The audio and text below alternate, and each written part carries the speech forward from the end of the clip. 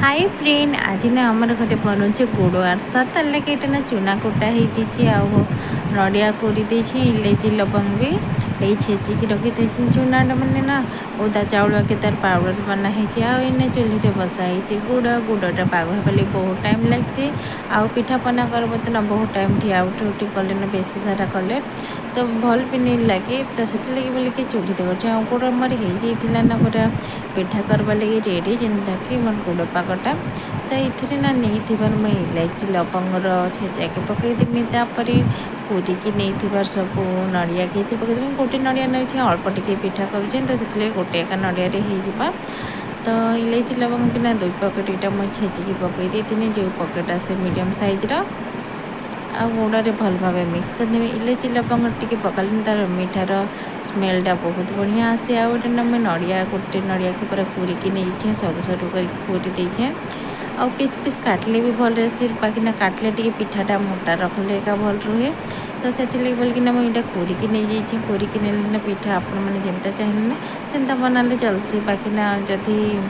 Piece piece काटिकी ने आरसा पिठाटा बहुत मोटा रखवा लगी पड़सी तो से कल कि मुझे गुड़ दे सारापर चूनाटा आम नहीं कुटिकी चूनाटा के भी ये पकई दूसरी आजी लगवा चूनाटा ना हेतकी पकामी अधिका नहीं पकई चूना पकईकिना भल भाव ताकि मिक्स करदेमी आउ ना जदि लगवा से चूना देखिकी तो पकामी आउ एका सागर पकईदेली ना जदि गुड़ कम हो चूना बेसी भी हो ना मोर पिठाटा बिल्कुल भी भल नहीं हुए तो से ना एमती गुले गुले एकाना मैंने चाउल चूनाटा के पकावा लगी पड़सी पिठा आरसा पिठारे ये मतलब आउ टे चाउल पाउडर लगवा तो चूनाटा तो से मुझे आउ टे चूना पकामी आदि एका सागर पकईदेवी ना तो गुड़टा जदि कम हो पिठाटा बिल्कुल भी भल नहीं हुए आउ ताकि ना माने ठीक भी कर नहीं हुए अलग पिठा मैंने जिंदा ना पर ठीक कर ही जाए आरसा पिठाटा एमती नहीं हुए आउ ना बहुत लोग आसन जे आरसा पिठा नहीं जानू कर कहीकि माने ये पागटा जदि भूल हो ना तो बिल्कुल भी पिठाटा भल नहीं हुए तो से बोलिकी बहुत लोग डरसन आरसा पिठा करवार लगी इना मोर एतकी चूना लगला तापर यहाँ मुझे चूल्हे बसई देती टे तेल गोटे पकेट पकई देती आउ तेलटा ना गरम ही आसला ना तो मुझे गोटे पिठा कि ना आगुरी पकई देती पिठाटा ना मुझे चूल्ही पाखे पकामी तो से बोलिकी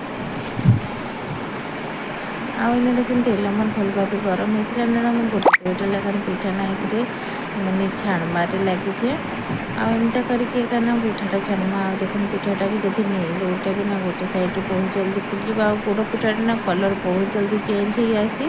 जानी नहीं हुए आउ पोड़ी भी जाए तो से बोलिके ना मुझे एतकी पिठा मुझे छाणी रखी थी ना आउ बाकी पिठा बना बाकी थी आउ गरम गरम एक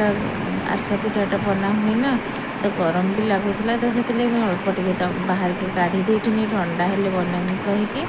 आउटा ना बनाऊे गोटे गोटे करके आउ छाणबारे भी लगी आउ चूल्हे बनाले ना बहुत बढ़िया पशिकी तले आराम से बन जाए टाइम भी जना नहीं पड़े मोर आज भिडियो ये भिडियोटा आपण मानक केमती लगला कमेंट द्वारा निहाती जनबी आउ कहा कि ना गुड़ आरसा खाइबा लगी बहुत पसंद निहाती भाव कमेंट द्वारा जनबी।